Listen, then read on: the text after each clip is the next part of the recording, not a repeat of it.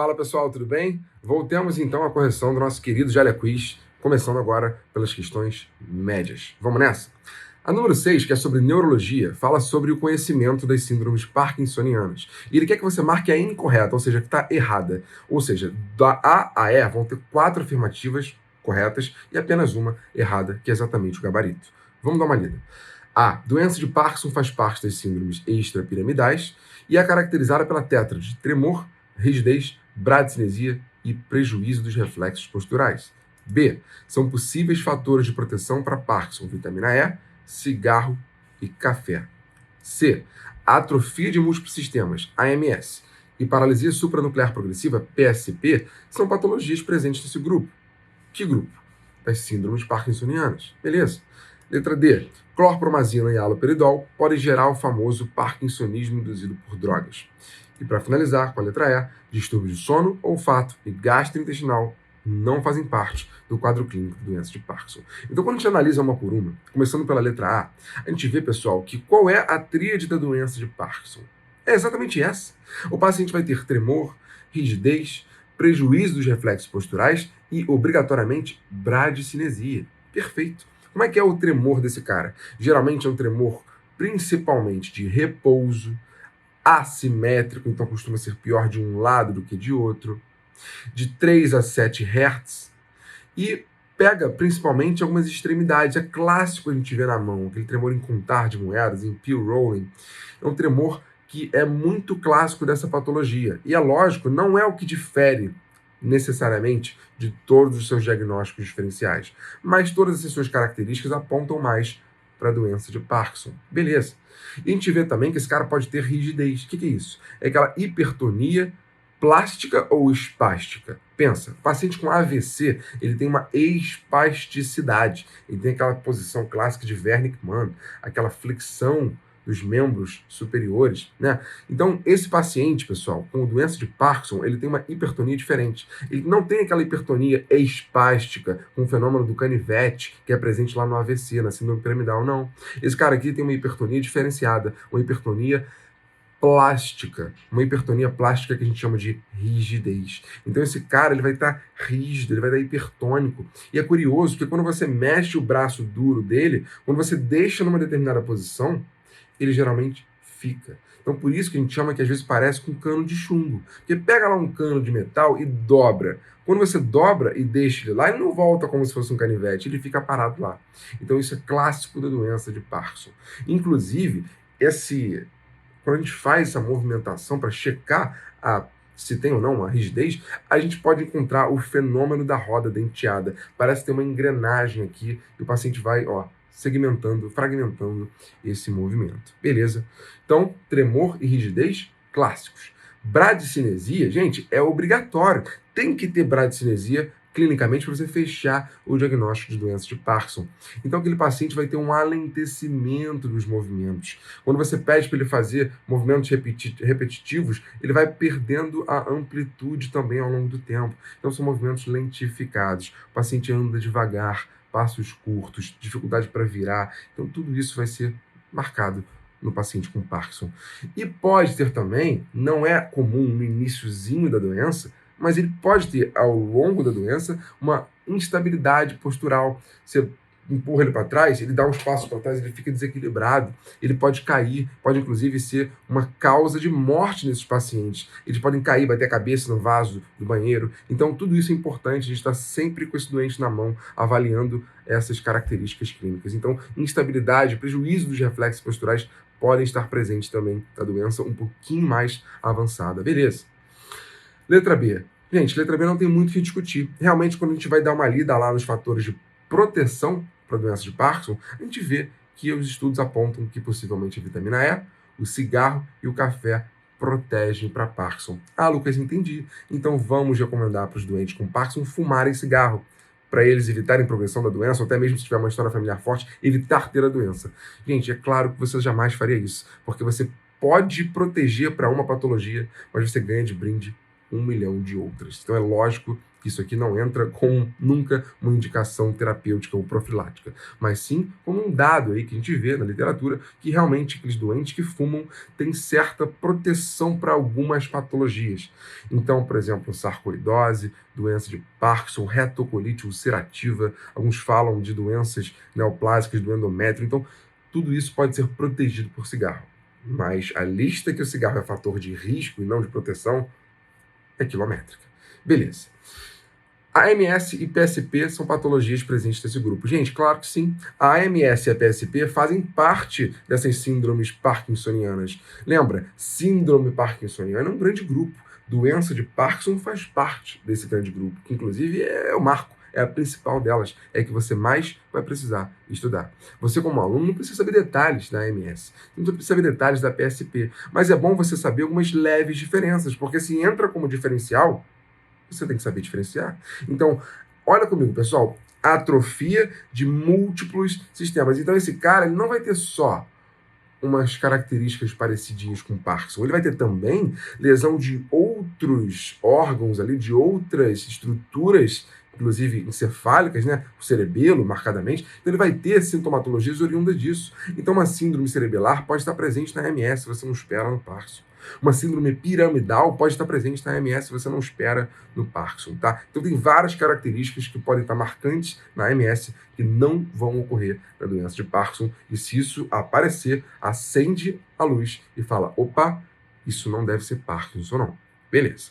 E a PSP, como o nome diz também, gente, é uma paralisia supranuclear progressiva. Então, esse paciente, além das características parecidas com o Parkinson, ele pode apresentar uma dificuldade na mirada vertical. Então, ele tem uma paralisia supranuclear progressiva. Então, ele tem dificuldade na motricidade ocular, principalmente vertical, e ele pode ter também outras sintomatologias que podem aparecer de maneira mais precoce do que apareceria lá no Parkinson, tá? Como disfunções, por exemplo, autonômicas. Beleza, isso também está marcante, isso também está presente na AMS. Então, essas características você vai vendo que diferem a doença principal, que é Parkinson, a doença principal das síndromes parkinsonianas, desses outros diferenciais.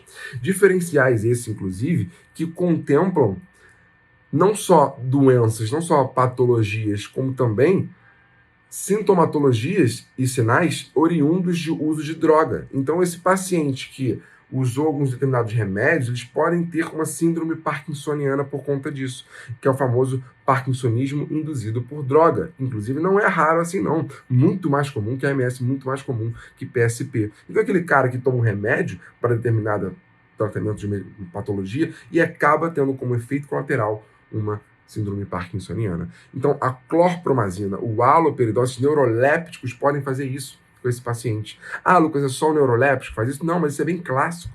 Você pode dar, por exemplo, bloqueador de canal de cálcio e ter esse efeito colateral, e ter síndrome parkinsoniana. Você pode dar, por exemplo, a flunarizina, né, tratamento de vertigem, e ter síndrome parkinsoniana. Então, tudo isso aí entra como características, né, como consequências de uso de remédio. Então, síndrome parkinsoniana vai englobar doença de Parkinson, outras patologias como a MS, PSP, doença de Levy, e também essas doenças, esses parkinsonismos secundários, seja pós-trauma, seja induzido por drogas. Tudo bem?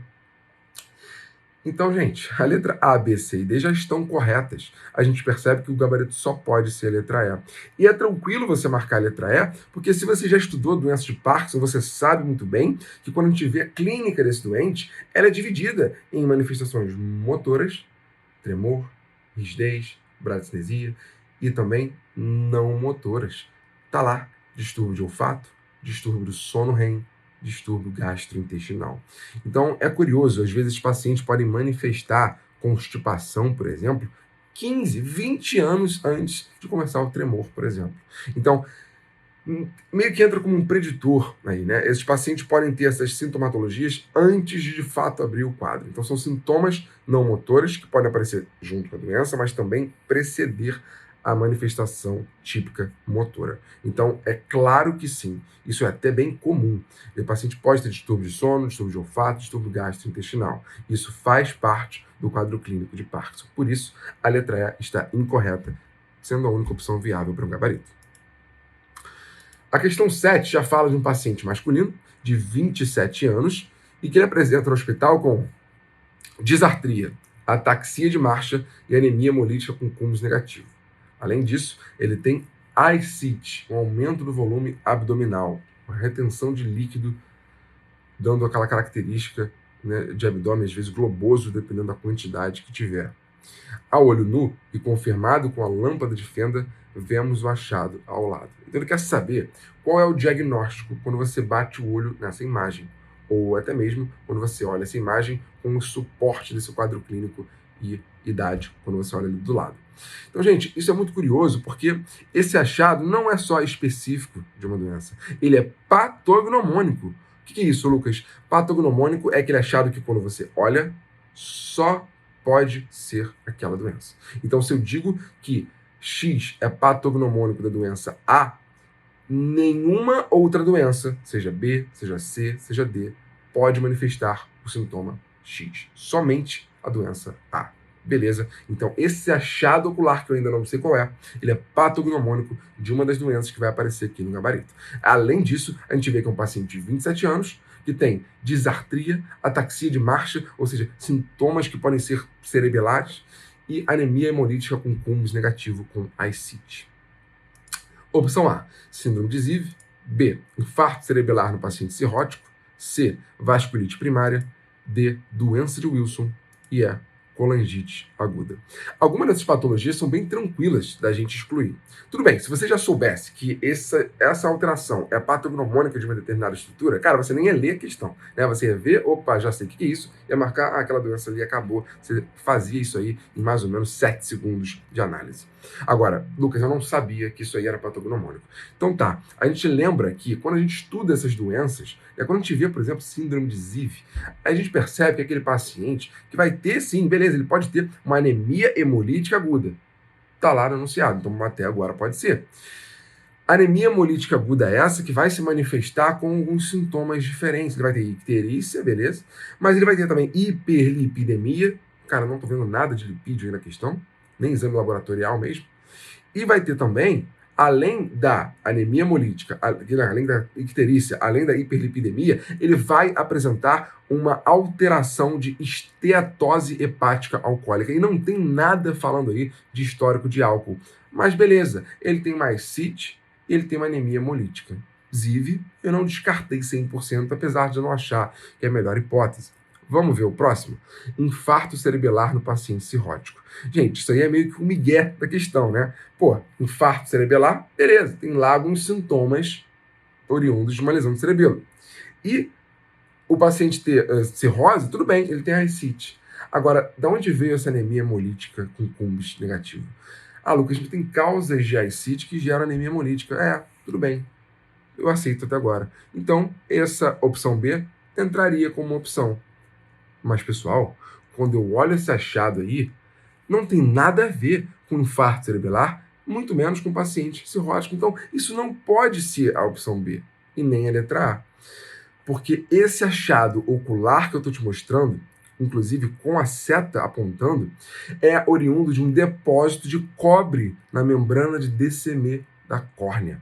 Isso acontece em algumas patologias. Agora, esse depósito manifestado dessa forma só acontece em uma doença específica, que é a famosa doença de Wilson, que está contemplada na letra D. Agora, por que eu falei que esse achado ele meio que pode acontecer em outras patologias? Porque quando a gente pensa em diagnósticos diferenciais de Wilson, a gente tem também, por exemplo, a colangite biliar primária. E a colangite biliar primária pode ter esse anel corneano, que inclusive tem cobre na fisiopatologia, mas não é bem dessa coloração, né? Na CBP ele vai ter lá uma cor mais bronze, na Wilson ele vai ter uma coloração mais marrom esverdeado, um pouquinho diferente. Então, doença de Wilson, anel de Kaiser-Fleischer, que é exatamente isso aí, patognomônico, e na colangite biliar primária é o pseudoanel de Kaiser-Fleischer. Mas, Lucas, maldade, né? Você bota a questão com colangite biliar primária e Wilson. Não, gente, não tinha colangite biliar primária, tinha colangite aguda. Colangite aguda não tem nada a ver com isso.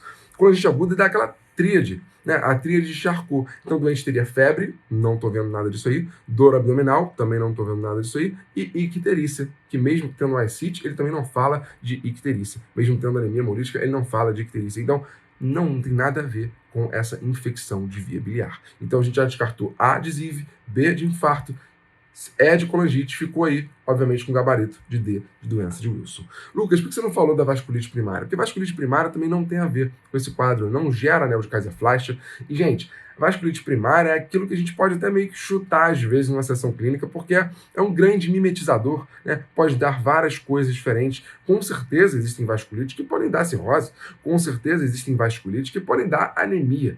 Agora, gente, não é comum você ver um paciente com anel de Kaiser-Fleischer, disartria, ataxia de Marshall, anemia hemolítica, cúmulo negativo, ascite, você pensar em vasculite. Nem de perto isso entraria aí como primeira opção do leque de diagnósticos diferenciais. Tá? Então essa questão, se você não soubesse o que é um anel de Kaiser-Fleischer, ela seria um pouquinho difícil, porque pega uns sintomas ali que podem estar presentes em outras patologias ali, como a letra B, por exemplo. Né? Agora, quando você vê essa imagem, inclusive com a seta apontando, e você lembra do anel de Kaiser-Fleischer, que é da doença de Wilson, que é aquela patologia que acumula cobre, que dá muitos sintomas neurológicos, psiquiátricos e hepáticos, não tem outro diagnóstico. Só pode ser doença de Wilson. E por isso, o gabarito é a letra D de dado. Questão 8. Falamos da vasculite primária, voltamos a falar sobre ela aqui agora. A classificação das vasculites sistêmicas, apesar de controversa, considera a predominância de acometimento relacionado ao tamanho do vaso. Então, gente, vasculite a gente sabe que é uma inflamação de vaso. Não existem muito bem essa classificação de vasculite falando, olha, essa vasculite aqui só afeta capilarzinho. Essa aqui, com certeza, só afeta vaso médio. Um vaso pequeno ali pegou, com certeza, geralmente não é assim. Então, como o nome mesmo fala, ele classifica as vasculites pela predominância do acometimento dos vasos. Ah, beleza, essa vasculite aqui pega muito mais vaso pequeno. Às vezes, raramente, pega um pouquinho de vaso médio. Ah, beleza, aí tudo bem. Então é assim que se faz a classificação de Shapiro-Hill de 2012 das vasculites, tá? Pela predominância do acometimento do vaso. Agora, ele quer saber qual dessas vasculites que vão aparecer nas opções que é de grandes vasos. E a gente só precisava lembrar de como que é essa classificação. E você não precisava saber todas elas, você só precisava saber quais aquelas duas clássicas que afetam grandes vasos. Letra A, Kawasaki. B, granulomatose com poliegeite. C, Takayasu. D, crioglobulinêmica. E E, síndrome do anticorpo antimembrana basal, também conhecida como doença de Goodpasture. Então, pessoal, vamos dar uma olhada aqui nessas opções. Melhor ainda, vamos dar uma olhada nessa tabela aqui. Acabou. Ele já classifica para a gente as vasculites de acordo com o acometimento da predominância de vasos. Beleza. Então, quando a gente vê aqui que as vasculites de vasos largos, que são essas aqui na esquerda, a gente percebe que só tem duas. Takayasu e doença de Orton e arterite de célula gigante. Só essas duas. Então, quando a gente olha na questão, a gente percebe que tinha lá a crioglobulinêmica. Crioglobulinêmica é uma vasculite que pega vaso pequeno. A gente via que tinha Goodpasture, né, que tinha aquela anticorpo antimembrana basal glomerular. Tem aqui anti-GBM. É de vaso menor ainda. A gente viu também lá que tinha a doença de Wegener, a granulomatose com poliegeite, que é de vaso pequeno. Então, nenhuma delas contemplava a resposta, exceto uma vasculite que acomete vaso grande, que é justamente Takayasu. Então, quando a gente olha para a questão de novo, a gente vê que Takayasu é a única que acomete vaso grande. Pô, Lucas, se você colocasse também, além de Takayasu, arterite de célula gigante, aí realmente a questão teria que ser anulada. Concordo com você. Mas somente Takayasu está na lista aí das patologias de vasculite primária que afetam principalmente vasos grandes. Por isso, o gabarito letra C de casa. Questão 9 pede para a gente correlacionar alguns achados patognomônicos. Ah, de novo patognomônico. Eu adoro coisa patognomônica. Quando eu vejo aquele achado, eu sei que só pode ser uma determinada doença. É essa a definição de patognomônico. Lembrando que pato é doença, lembra patologia, o estudo das doenças, e patognomônico, gnoses vem de conhecimento. Então, aquele conhecimento sobre a doença. Conhecimento esse que é tão específico que só pode ser aquela doença. Então, você achou o anel de Kaiser-Fleischer, só pode ser doença de Wilson. Então, agora vamos dar uma olhada em achados que são patognomônicos e a gente vai correlacionar com as suas respectivas etiologias, com as suas respectivas doenças, melhor dizendo. Então, vamos lá. Gente, bastonete de Auer, sinal de Koplik, corpúsculos de Negri e miorritmia óculo-mastigatória. Lucas, vamos dar uma olhada junto nas imagens e vídeos relacionados a isso? Então tá, quando a gente olha lá as opções, pessoal, não é hora da gente ficar avaliando. A, B, C, D, E. Não vou ver isso ainda. Vou primeiro entender qual é o achado, qual é a correlação com a doença, e aí sim eu procuro a resposta lá embaixo. Vamos começar então pelo 1, que são os bastonetes de Auer. Então, gente, essa agulhinha que você vê aqui são características das leucemias mieloides agudas. Essas inclusões citoplasmáticas são ricas em enzimas lisossomais, em mieloperoxidase, e está presente justamente nos blastos na leucemia mieloide aguda. Então, qual é a leucemia mais comum que gera esse achado, esse bastonete de Auer? A promielocítica, a famosa leucemia M3, mas não é patognomônico de leucemia M3, é patognomônico de leucemia mieloide aguda. Outras também podem dar o bastonete de Auer, mas classicamente é promielocítica, tá? Então, essa agulhinha, quando você vê lá na hematoscopia, isso só pode ser LMA, bastonete de Auer, LMA, anel de Kaiser-Fleischer, doença de Wilson. Fechou? Então, gostei. Bastonete de Auer, já sei que é a letra D de leucemia mieloide aguda. Esquece ainda as respostas, vamos analisar todas para a gente aprender de fato com a questão. Sinal de Koplik. Gente, sinal de Koplik... Eu lembro quando eu estudei pediatria, naquelas doenças exantemáticas que estavam manchinhas na pele, febre, eu sabia que tinha uma delas que era bem clássica e que dava um sinal patognomônico. Beleza. Qual é essa patologia? O famoso sarampo.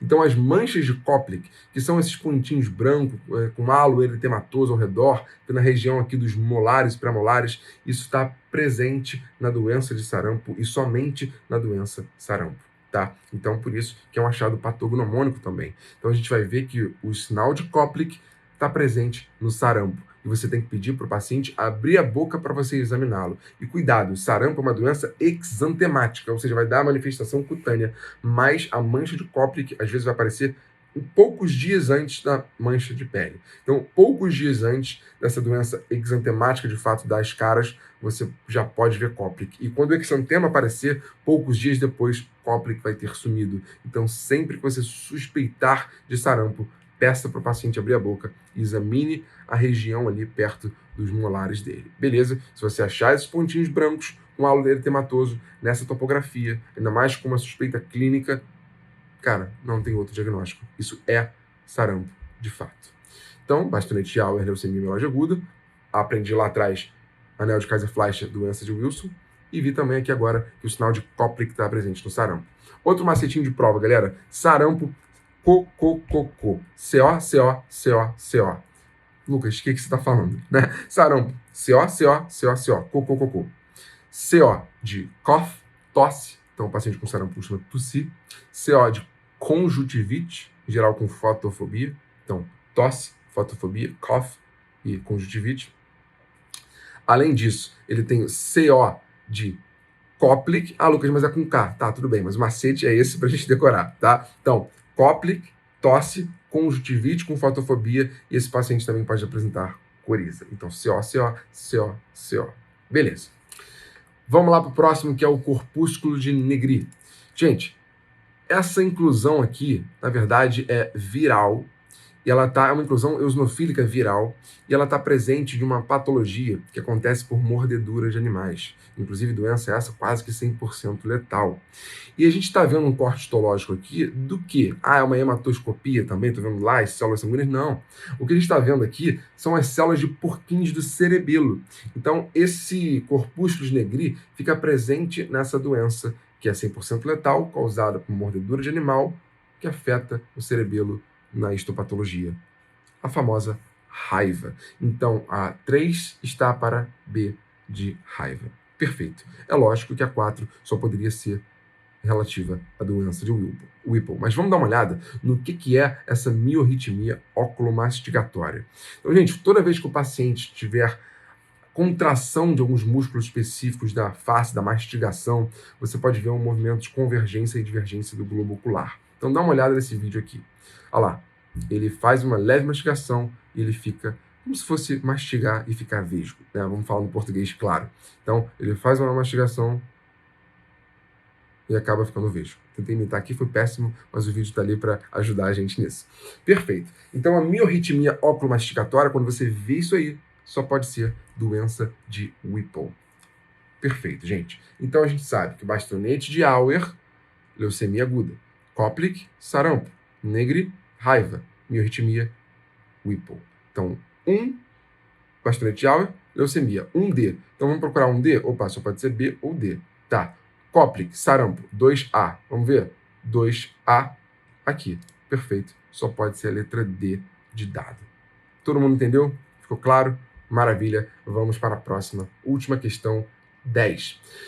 Paciente do sexo masculino, 68 anos, negro, apresenta lesão renal com aumento de creatinina e ureia. Relata há uma semana ter fraturado 2 costelas ao brincar com seu cachorro. Exames laboratoriais apontam hipercalcemia e anemia leve, com esfregaço de sangue periférico mostrado ao lado. Qual a hipótese diagnóstica mais provável? Então ele quer saber qual das opções que vão aparecer que mais é provavelmente o diagnóstico. A. Macroglobulinemia de Waldenstrom. B. Púrpura trombocitopênica trombótica. C. Síndrome hemolítica urêmica. D. Mieloma múltiplo. E. Gamopatia monoclonal de significado indeterminado. Gente, quando você bate o olho nessa questão, se você ainda não estudou clínica médica a fundo, se você ainda não leu principalmente sobre hematologia, você pode falar, caramba, que questão difícil. Só fala de nome esquisito. Waldenstrom, PPT, gamopatia, estado de Emigan, sei lá o que é isso. E realmente é um pouco assustador, né? São nomes diferentes, que a gente não está acostumado a ver isso toda hora. Mas mesmo assim, pessoal, quando você lê sobre essa doença em específico, você sabe que se torna bem fácil essa questão. Ainda mais com um achado de sangue periférico desse. Ah, Lucas, quer dizer que esse achado é ultra específico, é quase que patognomônico? Não. Mas esse achado, ele ajuda a gente a não só guiar o diagnóstico para essa condição, como principalmente afastar outros bons diagnósticos diferenciais. Então, preste atenção nesse detalhe, gente. A hematoscopia está aí, não é para falar, nossa, esse sinal aqui com certeza dessa doença, mas sim para te guiar para ela e afastar bem os outros diferenciais. Então, vamos dar uma lida em cada uma delas. Waldenstrom, pessoal, a gente sabe que a clínica do paciente não é bem essa. Tudo bem, Waldenstrom afeta aí mais ou menos a galera de 70 anos de idade, tudo bem, a faixa etária está boa. Waldenstrom pode afetar pacientes negros? Claro que sim. Mas, gente, Waldenstrom raramente dá lesão renal aguda. 3% dos pacientes apresentam isso, geralmente. Ainda mais fratura patológica. Então, você brincar com um cachorro e quebrar 2 costelas, isso não é comum, isso não é esperado. Agora, Waldenstrom não gera lesão osteolítica. Então, não é esse o perfil de lesão de clínica que você vai ter.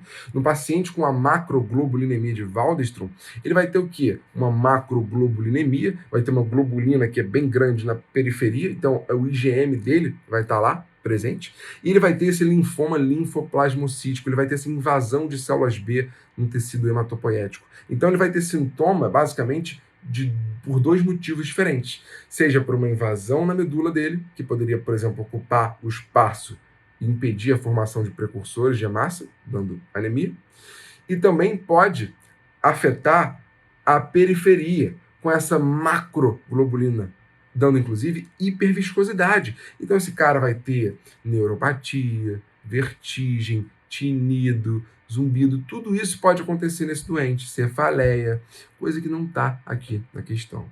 E além disso, esse achado de hematoscopia não é tão típico assim de Waldenstrom também, apesar de poder ocorrer em alguns casos. Beleza. Então, Waldenstrom não me parece a melhor hipótese diagnóstica, porque não costuma dar fratura patológica, não costuma dar lesão renal aguda e não é clássico, não é a mais clássica de todas para dar esse achado hematoscópico, tá? Perfeito. Vamos nessa. Além disso, não apresenta todos os sinais clássicos de Waldenstrom que eu acabei de falar, né? Principalmente aí por hiperviscosidade. Púrpura trombocitopênica trombótica. A famosa PTT, gente, é uma doença um pouco assustadora. Ela tem alta mortalidade quando você não trata, tá? Então, essa patologia geralmente vai dar uma...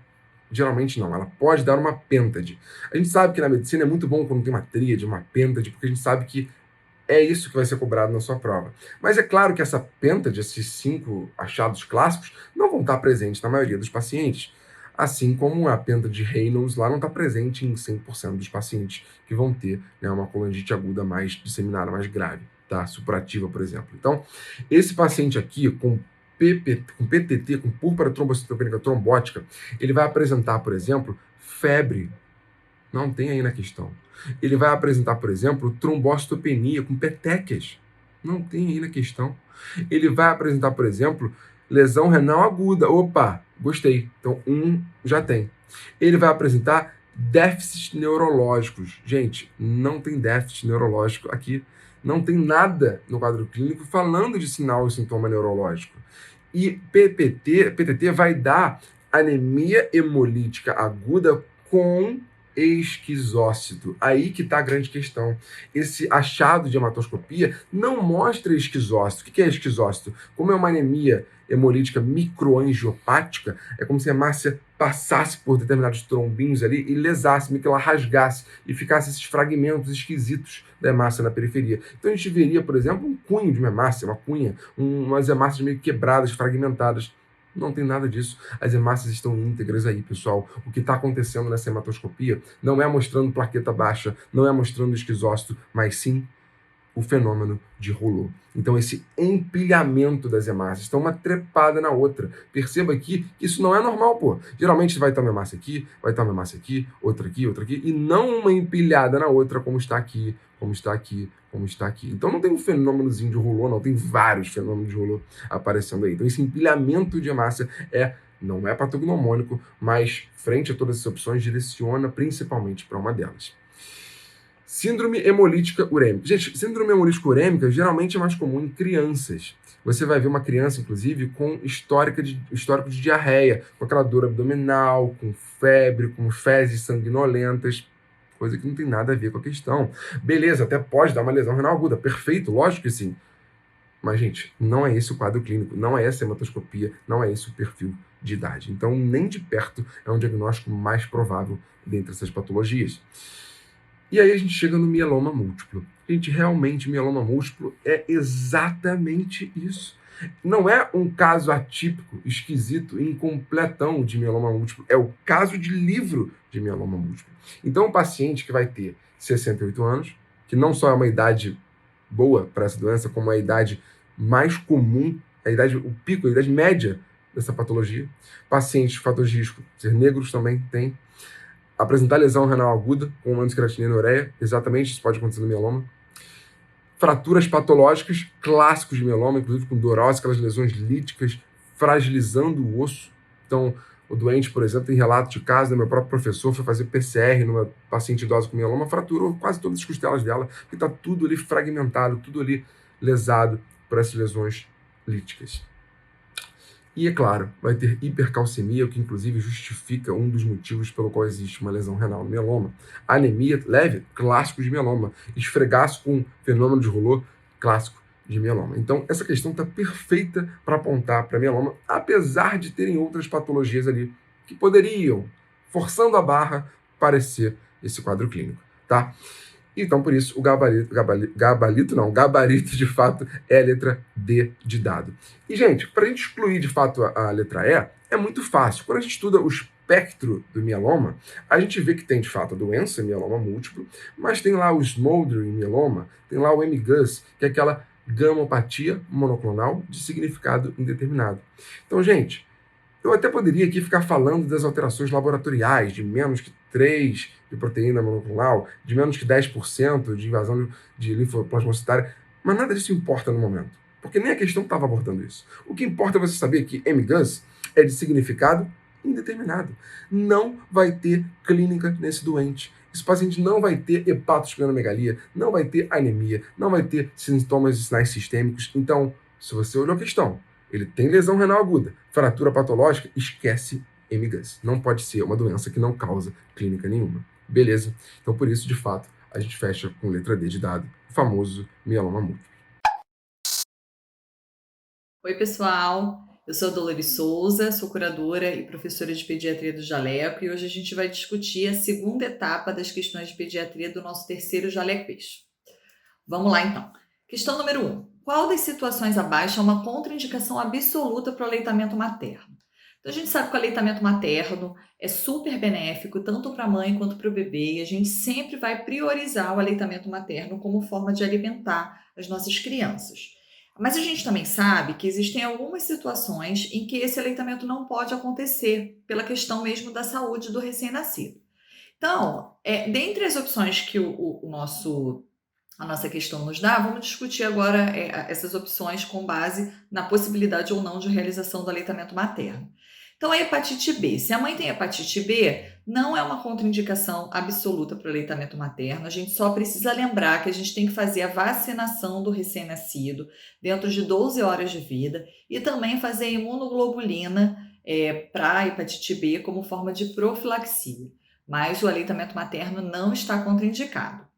Os quadros de hipotireoidismo congênito e de infecção materna por Zika vírus também não contraindicam o aleitamento materno, uma vez que o Zika vírus não passa, pelo menos a princípio, pelo leite materno, e o leite materno não tem nenhum problema com relação ao hipotireoidismo congênito.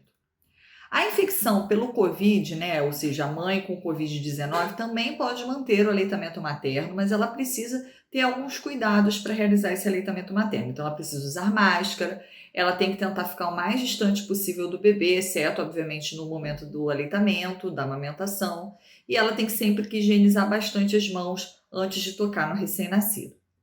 Já a galactosemia é um quadro clínico em que o bebê tem uma deficiência enzimática e ele não consegue processar a galactose. Então, ele faz um acúmulo da galactose e a galactose é tóxica para esse bebê.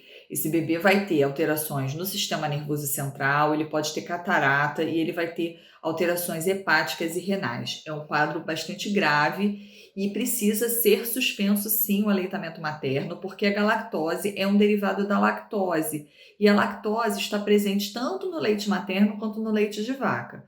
Ou seja, bebês que têm galactose, que têm galactosemia, não podem ingerir nem leite materno, nem leite de vaca. Então, é uma contraindicação absoluta para o aleitamento materno e é a resposta da nossa questão. A situação que não pode ser feito o aleitamento materno é a criança portadora de galactosemia.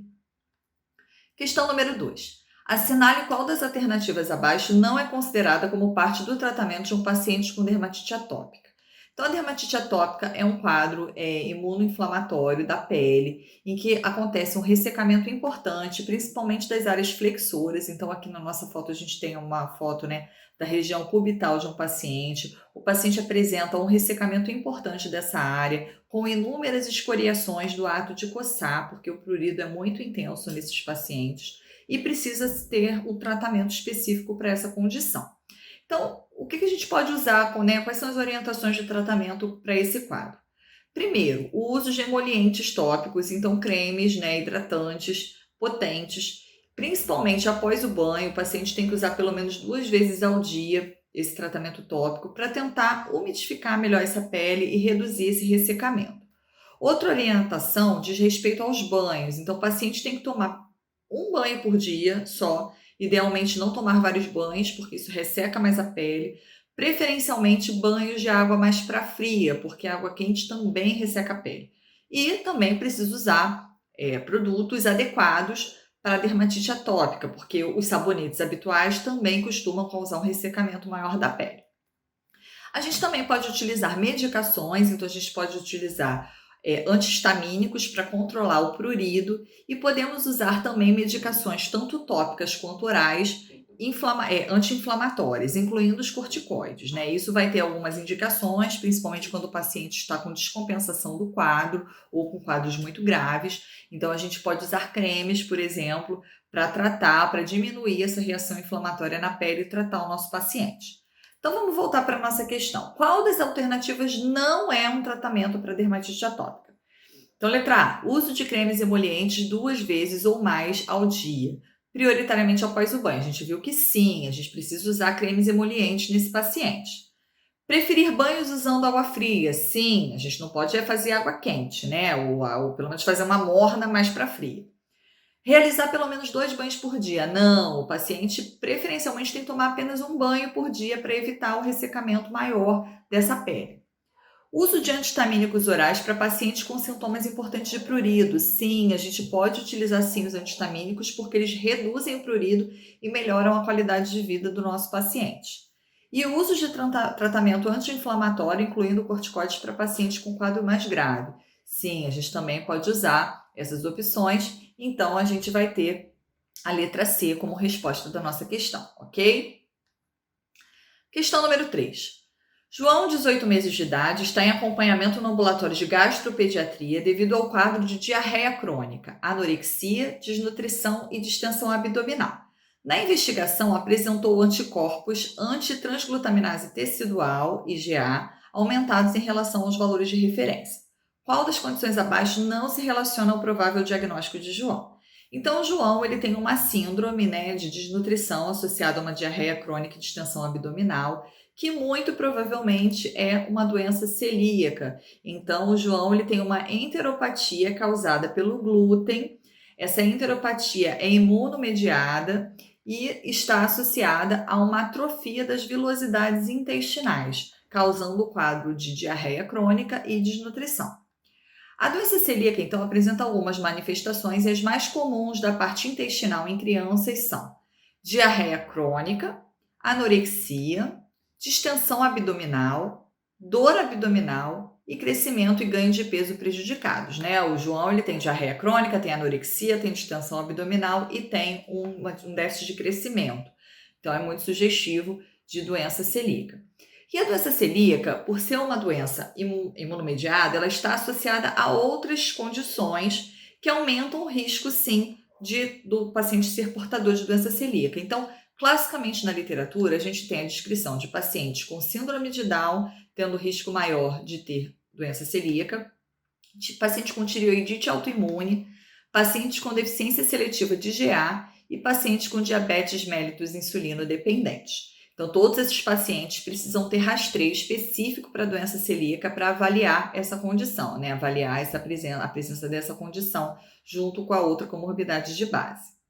E aí, o rastreio laboratorial a gente vai fazer com coleta de sorologia. Os mais utilizados é a antitransglutaminase tecidual, IgA, os anticorpos anti-endonísio e os anticorpos antigliadina. Desses, a antitransglutaminase tecidual parece ser a preferida, porque ela tem uma sensibilidade, uma especificidade maior. Então, e é o anticorpo que o nosso paciente João apresenta positivo. Então, o João provavelmente tem uma doença celíaca, teria que aprofundar a investigação, para confirmar o diagnóstico, mas provavelmente ele tem. E aí, a nossa questão quer saber qual das condições não se relaciona à doença do João. Então, a gente viu que a tireoidite autoimune está relacionada, a síndrome de Down está relacionada, a deficiência seletiva de IgA também está relacionada e o diabetes mellitus insulino dependente também está relacionado. Então, a doença ou a condição que não está relacionada à doença celíaca é a hipercolesterolemia. Então, a nossa resposta aqui da nossa questão número 3 é a letra D. Questão número 4. Melina, de 5 anos, deu entrada no serviço de emergência pediátrica que você trabalha com história de desmaio ocorrido há cerca de 10 minutos. Refere também dor abdominal difusa. Ao exame físico, criança apresenta-se com frequência cardíaca de 130 batimentos por minuto, taquicárdica, frequência respiratória de 35 incursões respiratórias por minuto, taquipneica, uma pressão arterial de 70 por 30 milímetros de Hg, está hipotensa. A pressão arterial sistólica para essa idade seria minimamente 80 milímetros de Hg, e ela está com 70, Ritmo cardíaco regular em 2 tempos, bulhas normofonéticas sem sopros ou extrasístoles. Apresenta um murmúrio vesicular uniformemente audível, com sibilos expiratórios difusos em ambos os hemitóraces, ou seja, está com broncoespasmo. O abdômen é inocente, apesar da dor abdominal, e ela apresenta placas urticariformes em tronco. A mãe refere que o quadro se iniciou após ingestão de dipirona para o controle de cefaleia. E a questão quer saber qual é o tratamento inicial melhor, mais recomendado para essa paciente. Então, essa paciente provavelmente tem um quadro de anafilaxia após o uso de dipirona. A gente tem como critério, a gente tem alguns critérios para dizer se um paciente tem ou não anafilaxia. Um deles é esse que eu trouxe aqui para vocês. É a presença de 2 ou mais dos seguintes sintomas num paciente que faz alguma medicação ou algum alimento que possa ser causador de anafilaxia e tem que apresentar 2 ou mais desses sintomas. Então, envolvimento cutâneo ou de mucosas, comprometimento respiratório, redução da pressão arterial ou sinais de hipoperfusão tecidual, sinais ou sintomas gastrointestinais. Então, a nossa paciente, ela tem todos esses quadros, tem todos esses sintomas, ou seja, ela tem uma provável anafilaxia. E qual é o tratamento preferencial, o primeiro tratamento para anafilaxia? É o uso da adrenalina, é a medicação salvadora na anafilaxia, é a primeira que você precisa utilizar. A gente vai fazer na dose de 0,01 miligramas por quilo, vamos fazer com ampola pura mesmo, não vai diluir. Você vai fazer nessa dose intramuscular. A vinha intramuscular é a preferida para o tratamento de anafilaxia. Você pode fazer essa medicação a cada 5 a 15 minutos, dependendo da situação do seu paciente, né, se ele estabiliza ou não, e com a dose máxima de 0,5 miligrama por dose. Então, a gente prefere sempre a dose da adrenalina intramuscular. Você até pode fazer endovenosa, mas não é a principal escolha, porque para você fazer endovenosa, primeiro você vai ter que pegar um acesso. E aí, para você pegar um acesso, você já perde um tempo ali para poder fazer o teu tratamento. E segundo, porque quando você administra a adrenalina intravenosa, você tem maior risco de causar algum efeito colateral da própria adrenalina, como um ataque à arritmia, por exemplo. Né? Então, a adrenalina intramuscular é mais segura nesse sentido e ela vai ser mais rápida. Então, realmente é a nossa droga de escolha para esse tratamento. Então, aqui, né, qual é a medicação de primeira escolha para o tratamento do quadro? Vai ser a adrenalina intramuscular, letra D. Por último, nossa questão número 5, adolescente de 17 anos, sexo masculino, chega à consulta com queixas de manchas avermelhadas em região frontal de início a 3 semanas. Nega prurido, mas refere que apresenta leve descamação furfúrea nas lesões. As lesões são compatíveis com a imagem abaixo. Então, essa é a imagem das lesões cutâneas do nosso paciente. Aí ele quer saber o seguinte, qual dos seguintes fungos está associado ao provável diagnóstico? Então, primeiro a gente tem que pensar qual é o provável diagnóstico nesse paciente. Então, a gente tem um paciente que apresenta máculas e placas finas, né? Então, isso aqui são várias máculazinhas que ele tem. Hipopigmentação, né? Então, as lesões são mais claras. Apresenta, por exemplo, aqui, ó, tem uma área mais de eritema, né? Um pouquinho mais avermelhada aqui também. Então, ele tem, aqui também tem uma hiperemia mais na borda da lesão, né? E a hipopigmentação dentro da lesão. E apresentam também uma descamação furfurácea, como se fosse uma farinha. Então, não sei se vocês conseguem ver aqui, ele tá vendo que tem umas partezinhas que parece que está descamando, como se fosse uma descamação bem fininha. E aí, o provável diagnóstico desse paciente, com base nessas lesões, é pitiríase versicolo, ou tínia versicolo. E essa lesão, essas lesões estão muito associadas a, não infestação, né, não é a palavra, mas a contaminação, né, ou a infecção por esse fungo, por fungos do gênero Malassezia, principalmente o Malassezia globosa. Esses fungos, eles vivem na nossa pele habitualmente, mas eles, em algumas situações, podem invadir mais o tecido, né, da epiderme, e aí eles causam uma infecção, podendo causar a pitiríase versicolo. Então, qual é o fungo associado a essas lesões? É a Malassezia globosa, letra A é a resposta da nossa questão. É isso, gente. Espero que vocês tenham gostado. A gente se vê na próxima correção da terceira etapa do nosso Jalé Quiz. Tchau, tchau! Olá! Vamos começar hoje a nossa revisão das correções de cirurgia do terceiro Jalé Quiz. Vamos lá? Primeira questão. JBL, 55 anos, trazido por familiares, vítima de queda de nível superior, uma laje de aproximadamente 4 metros. Inicialmente orientado, consegue falar seu nome. As vias aéreas estão térreas, taquipneico, hemodinamicamente estável, lúcido orientado. Um hematoma subgaleal em região occipital é o exame físico. Qual o diagnóstico baseado na tomografia de crânio desse paciente? Então vamos fazer uma revisãozinha rápida sobre isso. Aqui a gente tem uma tomografia, um corte, né, uma foto de uma parte dessa tomografia de crânio. A gente tem que lembrar que sangramento agudo na tomografia aparece branco brilhante, tá? E aí, o que a gente tem? No traumatismo crânioencefálico, a gente tem basicamente 2 grandes grupos de lesões. As lesões difusas e as lesões focais. Dentro das lesões focais, a gente tem os hematomas, tá? Que são coleções que provocam efeito de massa, né? Por acúmulo mesmo de sangue. E aí, na letra A, por exemplo, a gente está falando em hematoma epidural, que é a mesma coisa que hematoma extradural. Ou seja, que acontece fora, né? Além da dura mater, né, que é a meninge mais externa que a gente tem. Então, é um sangramento que acontece entre a calota craniana e a meninge, e a dura mater. E aí, esse sangramento, quando é epidural, ele faz o que a gente chama de lente biconvexa. Tem a calota craniana e tem a dura mater, que normalmente está grudadinha. Quando começa a acumular sangue ali, faz um hematoma epi ou extradural, ele forma uma imagem que a gente chama em lente biconvexa, tá? Não é o caso do nosso paciente. Aqui, na nossa imagem, a gente tem um hematoma subdural. Por quê? Porque a gente consegue perceber aqui, ó, o sangue acumulado, ele tá como se fosse escorrendo por dentro da calota craniana e forma essa imagem em meia-lua, que a gente consegue visualizar aqui, ó, tá? Então, a gente tem um hematoma subdural, porque é um sangramento que está acontecendo entre a pia mater, que é a meninge mais interna, que fica grudada no parênquima cerebral, e a dura mater, é um sangramento que está no espaço subaracnoide, tá?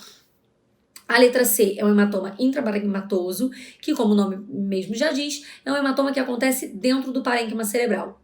A letra D, a contusão cerebral, é como se fosse uma equimose, né? Você vê pontinhos, uns sangramentos pontilhados, não forma efeito de massa. E a letra E, a lesão axonal difusa, é quando a gente tem uma lesão dos axônios, né, como o próprio nome já diz, espalhado pelo parênquima, então a gente não consegue visualizar nenhuma lesão específica. Na verdade, você tem um parênquima mais edemaciado, o apagamento dos sulcos, mas não vê essa imagem como está aqui nesse caso, tá bom? Por isso que a nossa resposta é a letra B de bola. Questão 2. Em relação ao processo anormal de cicatrização, estão corretas as sentenças abaixo, exceto. Então, aqui a gente tem 5 opções, 4 estão corretas e uma não está.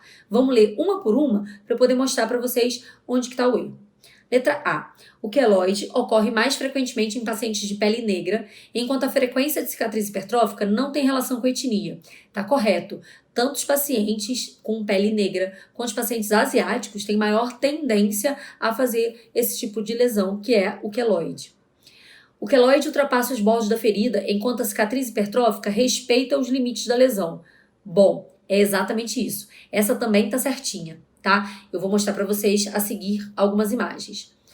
Letra C. O queloide não tem a tendência de evoluir com o passar do tempo, enquanto a cicatriz hipertrófica apresenta crescimento progressivo inicial, podendo involuir, até após 12 meses. Essa tá corretíssima, tá? O que acontece? O queloide, ele inclusive pode progredir, crescer ao longo do tempo. Enquanto a cicatriz hipertrófica, ela tem a tendência de crescer até 1 ano e meio, depois disso pode involuir, tá? E diminuir essa lesão, né? Esse padrão que tem de uma cicatriz mais exuberante. Letra D. O queloide representa o processo cicatricial exacerbado, enquanto a cicatriz hipertrófica representa o processo cicatricial insuficiente. Não, esse é o nosso gabarito, tá? Por que a letra D está errada? Porque os dois casos, tanto queloide quanto cicatriz hipertrófica, são aumento de tecido cicatricial, tem mais fibrodisplasia, tá? Tem mais tecido fibrótico, então é um crescimento exacerbado nos dois casos, tá? Uma cicatrização anormal para mais e não para menos. Letra E, o queloide ocorre principalmente em regiões centrais, como o tronco, enquanto a cicatriz hipertrófica ocorre predominantemente nas regiões flexoras e de tensão. Tá certíssimo. Aqui eu vou deixar até 2 imagens para vocês, mostrando o queloide, que é essa primeira imagem, tá? É bem clássico esse padrão aqui, ó, no lóbulo da orelha, tá? Toda essa região central do corpo é a região que mais ocorre. Então, a gente tem muito pré-external, em dorso, no tronco, na parede abdominal, o queloide. Já a cicatriz hipertrófica, como é esse caso aqui de baixo, você vê que ela é uma cicatriz aumentada, tem mais tecido fibrótico, mas ele está respeitando ali o limite da lesão. Você vê direitinho aonde que é a cicatriz que gerou esse crescimento exacerbado, que gerou essa cicatriz hipertrófica.